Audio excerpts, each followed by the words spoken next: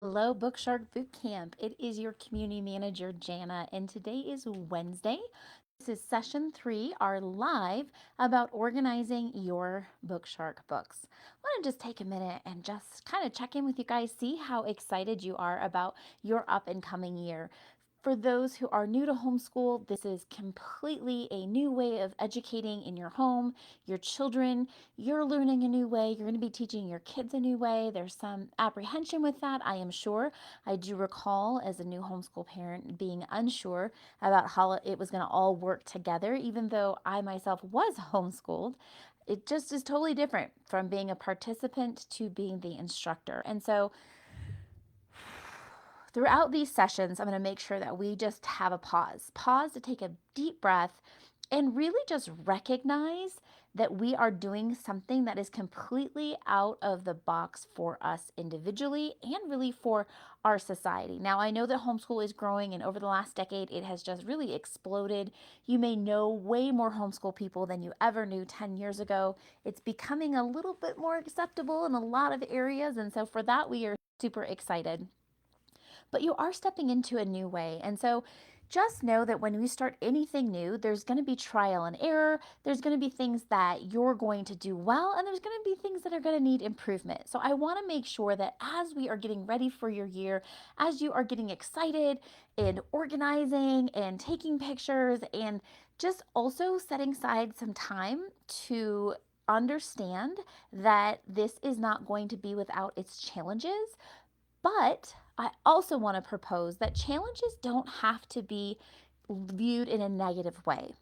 A challenge is really just something that we can choose to look at as a way to learn a different way of doing something. So the difference between a growth mindset and a growth mindset, right? You think about what it is that you are willing to change. You've been doing it one way and it may have worked okay, but there's a reason that you're changing. And so when we do make mistakes, if we have missteps as we go through our material, as we're dealing with our children, as we're doing all of these things, just know that it's okay for you to make a mistake.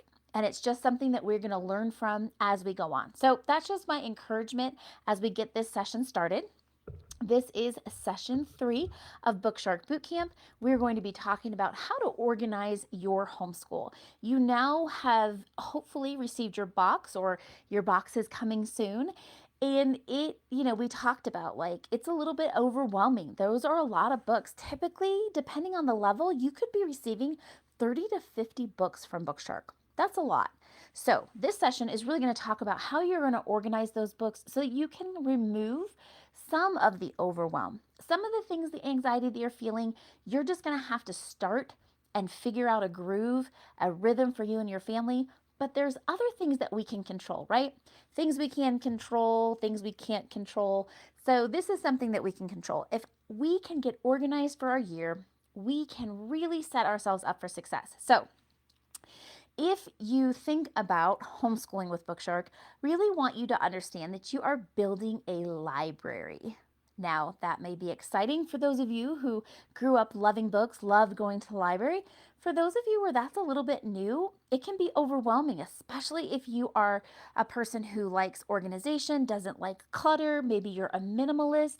This could possibly get you stir a little anxiety. And so I want to help mitigate some of that for you. The unnecessary stress and some anxiety that you're probably already having. So let's control the things that we can control. And that is organizing our books so that they are in a place that is easily accessible for you. You know what you're doing and what to grab. So I don't want you to think about the curriculum on a whole. I want you to think about the individual books. I am really looking to help mitigate unnecessary stress as you are stepping into something new with your family. Again, new to homeschool, new to BookShark.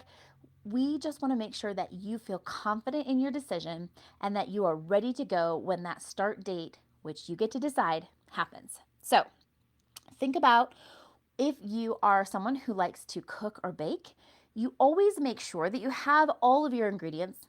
Well, you should possibly, hopefully, make sure that you have everything, because if you're in the middle of making that and you find that you don't have an ingredient, Yes, if you're super creative and you've done it before, you can improvise. But if you're new to it and it's a new recipe, it's like you don't know what to do. So when we're talking about organizing your homeschool, your books, last week we talked about organizing the binder, really getting familiar with the setup. Anytime, okay, let's say that you don't like to be in the kitchen, and that's all right. How about a project? You are going to start a project in your home or even for work. You want to make sure you have everything that you need in order to succeed. And that is what we're going to do today in this session for organizing your books. All right.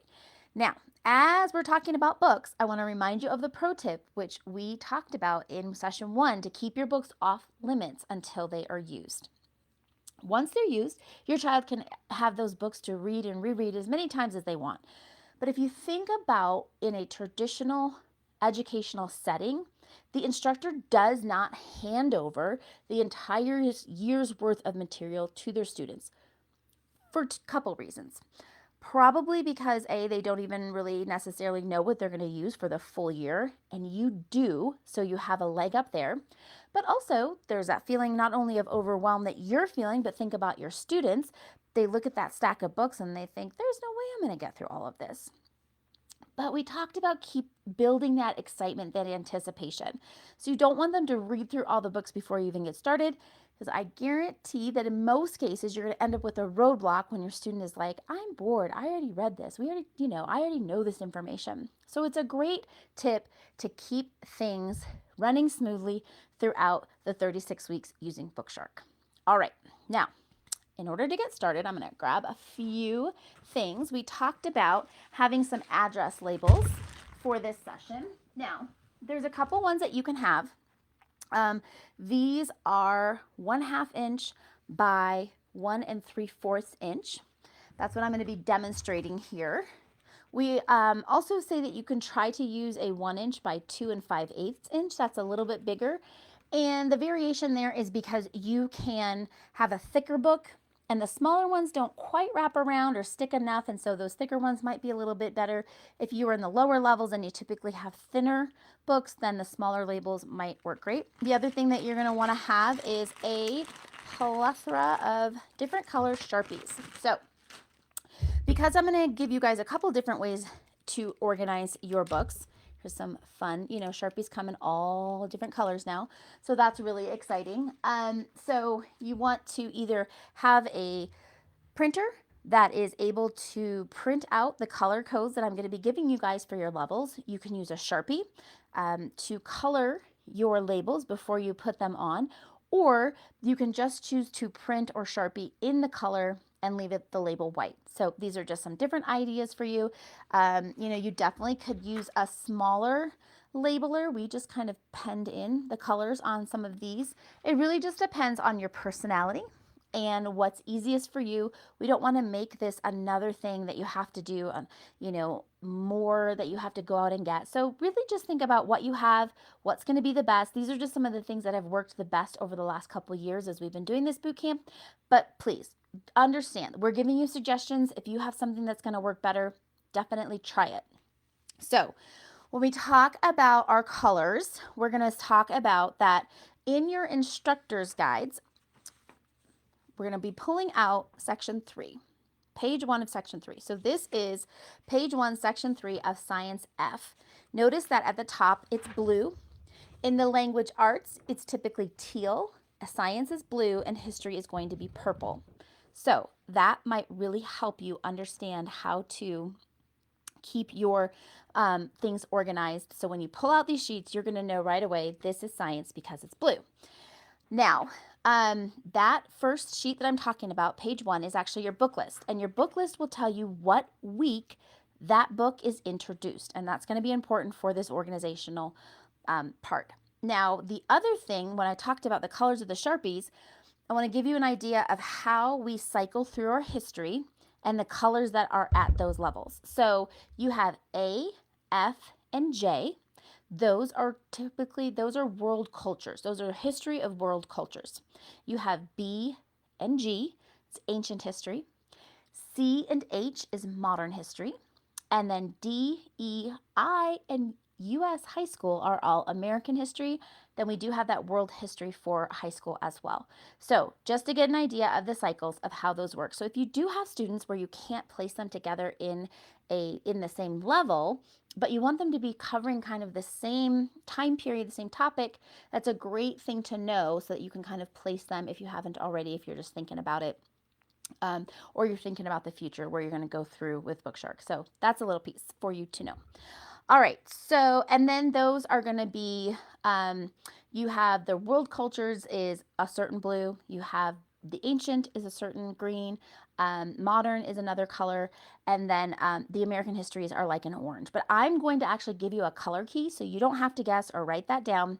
It will also have codes for you to put in your printer if that is your type of personality that just really wants to do everything by the book. You'll have the codes to be able to print those.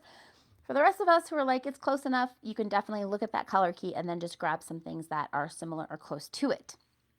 I know there's going to be probably a lot of questions about this particular session, so I will make sure to post the Q&A so that you guys can ask me those questions as you are moving through. So listen to it, just hear what I have to say, maybe then go get the things that you need, put it back on play as you are organizing, as going through the steps, and then post those questions when you have them. So what we found is the best way to organize your books is to take the letter, make sure that you know the color. So if you are doing G or H, it's definitely going to be like a green.